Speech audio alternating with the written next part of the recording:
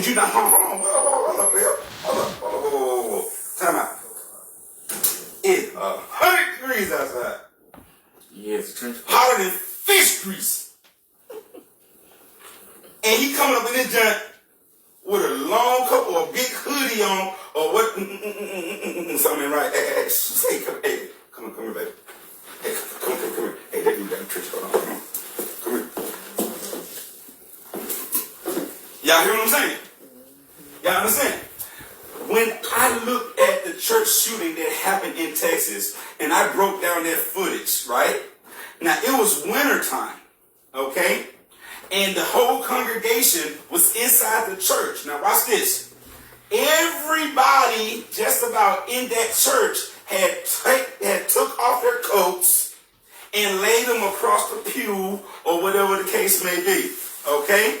Everybody had already got comfortable, disrobed a little bit, everything else.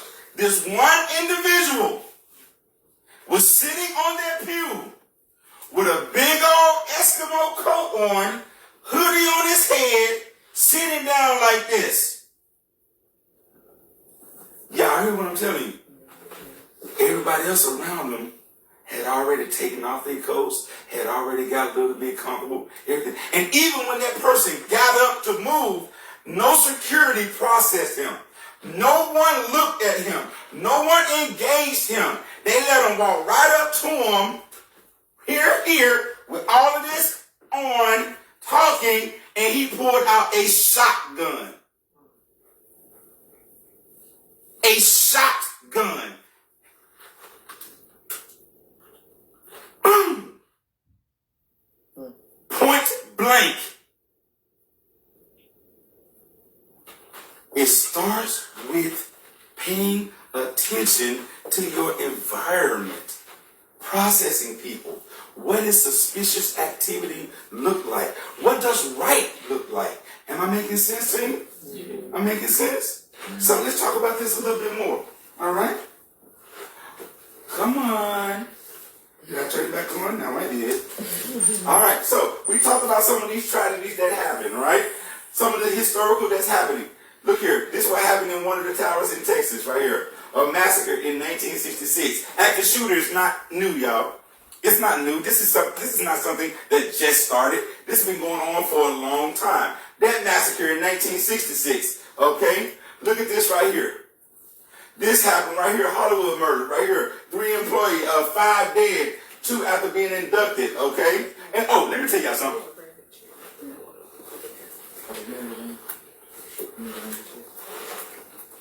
Look here. I'm going to tell you how I teach, okay? I'm going to tell you how I teach, all right? Don't let nobody, what they call abduction and kidnapping. You understand? Your probability for survival goes down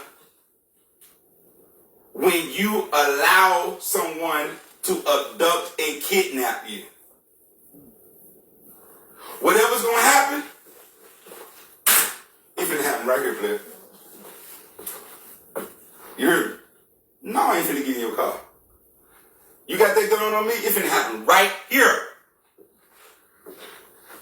Hold on, give me a second. Father, receive my soul. Let's go. Y'all understand what I'm telling you? Your probabilities for survival decreases significantly if you get in that car. Come on, get right now. Got to happen right here, please. Everybody understand what I'm saying? So that means you fight with everything you have in you.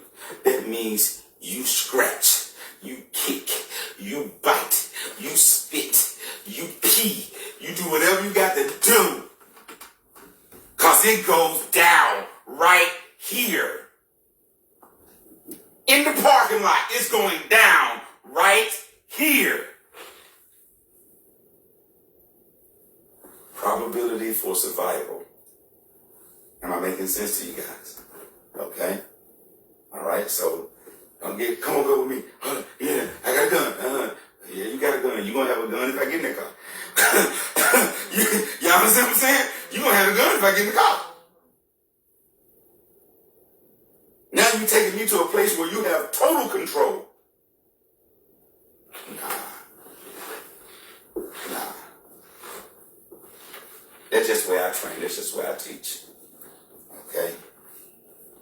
If you get in that car, your survival rate significantly decreases. Am I making sense? All right, let's rock. So, there's one on right there. 1999, everybody know about Columbine, right? Okay? That happened. Now, let me tell you something. Mothers, parents out there, okay? Process your children. Know your children. I'm old school, all right? My child don't have no privacy in the house. You heard me? They want privacy? Get a mortgage. Call LendingTree.com. Get a mortgage. You got all the privacy you want to once you got your own house. But in mine, I bust up in that room anytime I want to. You hear me? I do a pop space, open book bag up. No, open the book bag up. No. Open book bag up. You understand what I'm saying? Let me see your Facebook camera. Nah. Let me see your Facebook camera. Nah. Open it up now. You know, I mean, real talk. My children don't have no privacy. I'm old school. I take the hinges. I take the door off the hinges. You heard me? Real talk. These kids made bombs in their parents' house, in their parents' garage. They plotted and planned and strategized under the nose of their parents. Y'all really want to tell y'all? So, understand this. Know what your children is up to. And if you have guns, I don't know who I'm talking to, parents out there who are watching, listening, whatever. If you have guns in your house, make sure they are secured to where your children cannot get to them. You know if you got a knucklehead at home. You know if they're responsible. You know if they're accountable. You know your child. Know me saying, well, you know, he a good boy. I ain't gonna see the chicken. You know what it is. So, be responsible, parents and adults, and stop letting our children have access to these guns if they're not adequately matured and responsible. All right, let's rock. So, let's look at 2000. This one right here just happened right there in 2000. Killed 3 wounded right there. I'm just showing you that active shooters is not a new thing. All right? 2007, this massacre right here happened. Okay? Now what they say? 32. How many? 32. 32 what? Dead. How many wounded? 23. 32 dead, 23 wounded. In just about every case of these active shooters, every one of the active shooters took their own life. Either they took their own life or it was suicide by police.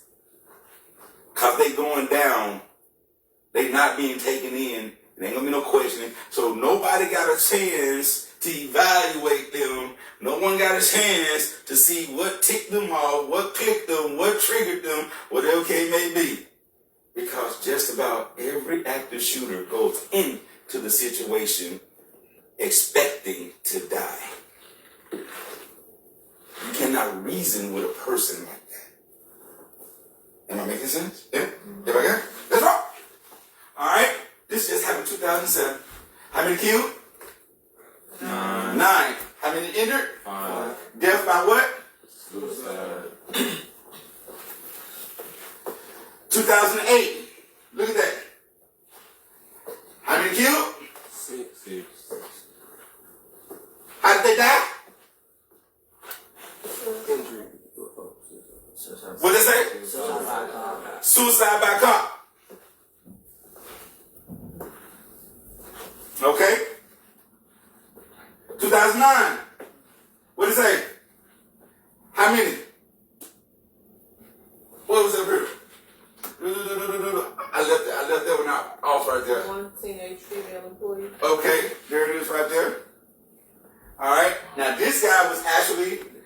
them was actually arrested. Okay? As you can see, 2 arrested initially, and the other one, 2 apprehended. Okay? Look at this right here. Another one, 2009. How many victims? 13. Suspected hate crime. Okay? 4 wounded. Suicide. This is not new. Look at the Fort Hood. 13. How many? 13. 13. And let me tell you something that's so scary about this one right here. All right? I wasn't at Fort Hood when it happened, but I was active duty when it happened. And it changed a lot of things in the military when I was on active duty. Okay? What's so scary about this is this right here. Number one, this major was a trained Army soldier. They said that he swept through that area so fast and with so much precision. Okay? Now, the only reason why he didn't do as much damage as he could have was because Fort Hood had just went on and did a active shooter training, post-training. All right, with the MP, not how about to say MPD, with the MPs and all of that good stuff, okay? So the first responders was right on it. They was right on them, okay? But this guy, United States Army, wearing a uniform. Wearing a United States Army soldier. Am I making sense? You don't know who, you don't know when, you don't know where, you don't know how. You don't know why. That's why it's so important for us to be vigilant and to stay on our P's and Q's. All right? 2010. Look at this right here. What did it say? 3 killed, 3 wounded. You see that right there? This one actually was arrested on the scene as well. All right? 11. How many killed? 6. How many wounded? 19. All right? Actually was arrested on the scene. All right? So these are some of the things that you have to understand. That it is serious. It's happening each and every day. All right? Number one, we don't breed fear.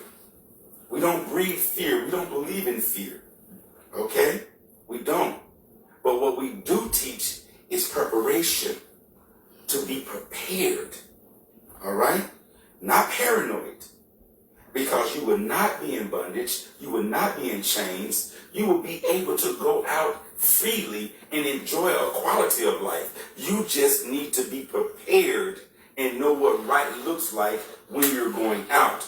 I'm not going to give the enemy control of my life. Everybody understand what I'm saying? All right? But I know the enemy is there. So I will train for the enemy. I will be prepared for him. Am I making sense, team? All right? Come on, let's rock. So, 911 responses. Who can tell me some of the things that you all should say when you call in a 911 response? What are some of the things? Oh, you should know where you are. Okay, know where you are. Tell them the situation. Yeah. Tell them the situation. What are some of the things you want to verbalize in when you are explaining the situation? Ooh, what he looks like. If you just got to see him. Okay, the identity of the shooter. I like that. What else? How many shooters? Oh, yeah, definitely a number. Okay. What weapon of choice? Come on, say it, talk to me. Oh, I was going to say, like, they might not know the layout of the building or, like, where you could, like, kind of, like, see where he's at. Yeah, exactly. All right? Let me tell y'all something. Knowing directions is a wonderful thing.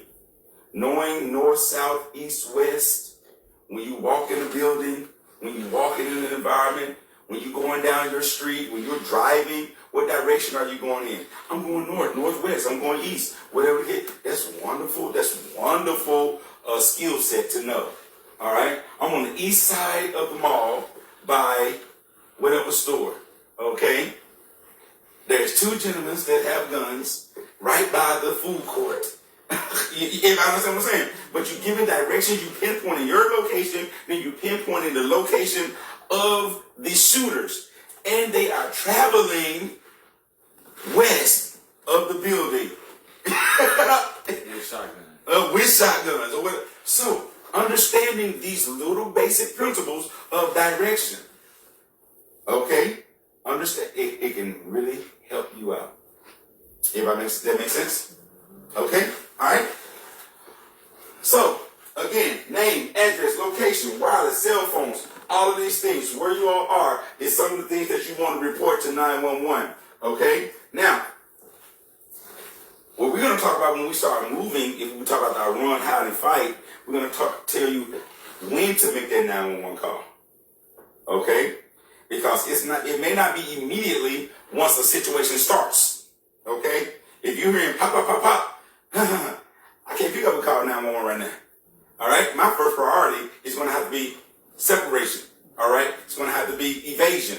Okay? That should be my first. If I can't evade, I'm going to have to try to hide somewhere. Bunker in.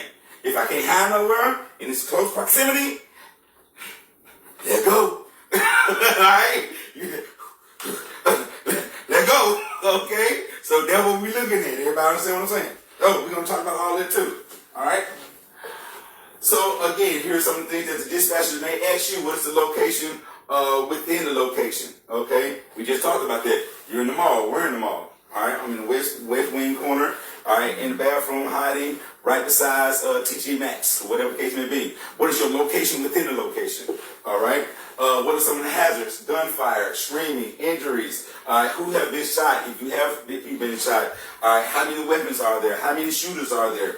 Alright? So some of those things is what you want to look at when the dispatcher gets on that line right there, okay? Now, when you are in a location and you're hiding, we're going to cover this in a little bit deeper detail. When you're hiding in a location, all right, you do not come out of that location until the proper authorities direct you to. Okay? Until proper authorities direct you to. That's when you come out of hiding. All right?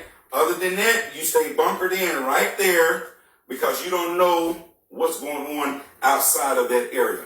Okay? So, the who, where, when, where, how, why, all that good stuff. We want to talk about physicalities. Are they wearing armor? What weapons and explosives? What is happening? If you can identify the person, things of that nature. That's what the first responders or the 911 dispatcher are going to want to know. Okay, now, the active shooter status versus the victim status. All right? Again, if you have somebody that's been injured, hurt, shot, you need to talk about that. Then we're going to talk about too a little bit is first aid on how to stop bleeding. Okay, how to deal with certain fractures, things of that nature. How to get somebody out of a direct line of fire if you can. All right, and then talk about how to employ first aid if the situation dictates it. All right, that makes sense. So we still doing all right. Again, we already talked about that. Stay where you are until law enforcement comes. Okay, law enforcement. We're going to talk about this a little bit. Now, when police get on the scene, wherever your hiding place is or wherever you are, okay, police will identify themselves when they are entering into that room or space or whatever the case may be. All right? Now, there may be some undercover police that may, tag force, whatever the case may be. Who really knows? All right? Now, the safe bet is this. I'm looking for a uniform cop. All right? That's the safe bet. Because that's easy to identify. You know the uniform of the MPD or whatever the case may be. If they got the big vest on, tack gear, shirt.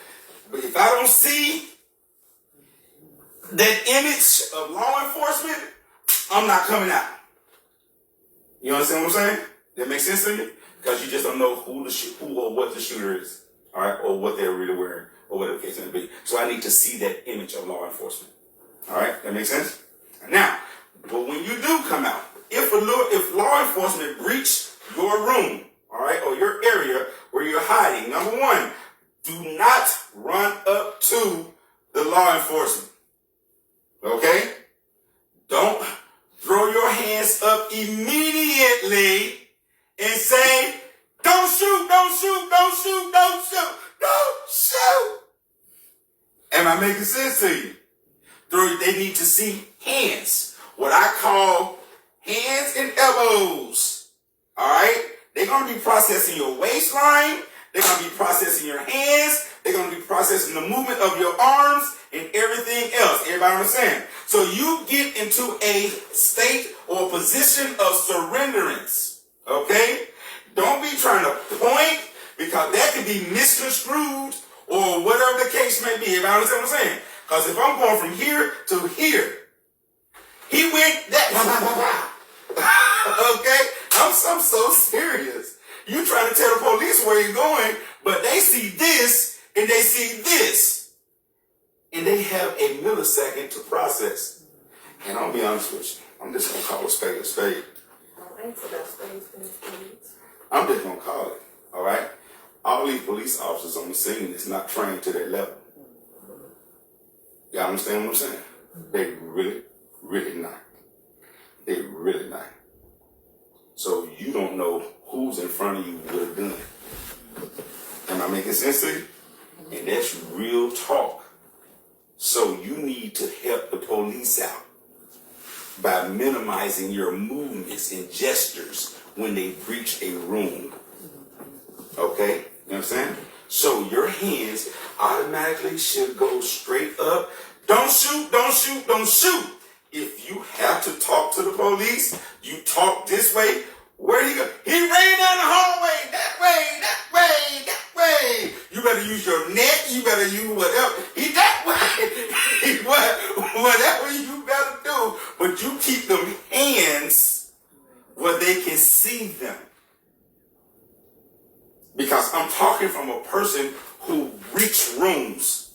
I have breached rooms before. And the first thing we are trained to do is to process hands. Hands, hands, hands. You go here, submission. Don't shoot.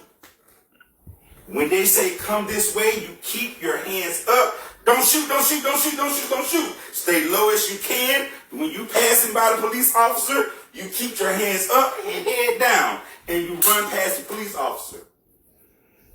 Am I making sense to you? Am I making sense? So when they breach the room, first thing, submission, don't shoot, don't shoot, don't shoot.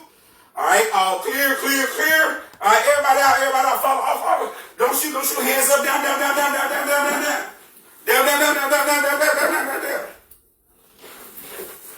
Everybody got it? It is so important to remember. We don't want a casualty incident. Okay? Make sense? All right. Let me get back here. All right. So,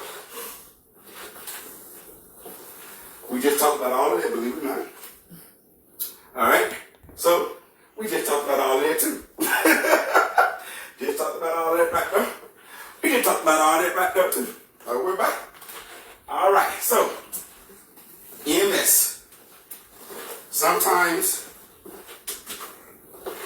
it is proven that from the time an active shooter event happened to the average time that police arrive and EMS arrives, you're going to be looking at anywhere between 8 to 12 minutes. Okay? Yes, that's a long time. That is a long time for a lot to go wrong in 8 minutes. Everybody understand? So, you are your first responders. You are your first law enforcement to protect, to defend yourselves. And then make aid or first aid to anybody that may be injured or hurt in your group. Now, I want to encourage each and every last one of you guys to ask your mom, ask your parents, or whatever it may be, to take you all into a first aid class to get certified, okay?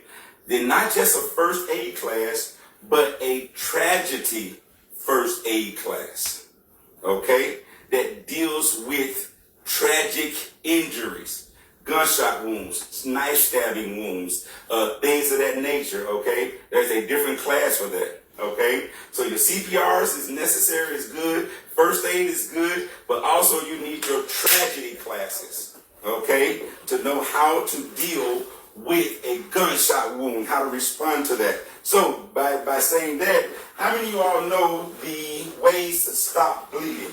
Who think they know how to stop bleeding?